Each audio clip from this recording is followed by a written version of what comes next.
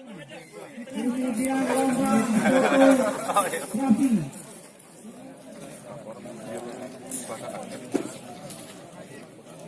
Masyarakat Indonesia Berbudaya K3 tahun 2018.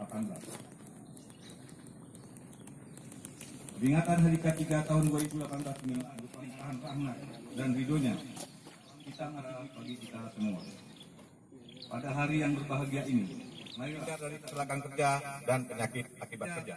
Maka upaya yang paling tepat adalah saudara-saudara yang berbahagia. Kementerian Ketenagakerjaan sebagai pemegang kebijakan nasional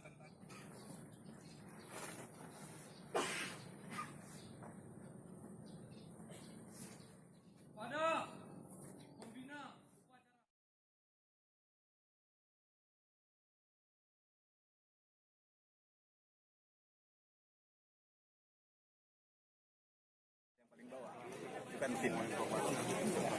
Dan kebetulan saya tadi malam kan tidur sini dan terlayani dengan baik dan saya mengucapkan terima kasih. Sudah menyadari apa pentingnya K3 selama saya bekerja, baik bagi karyawannya maupun bagi masyarakat sekitar.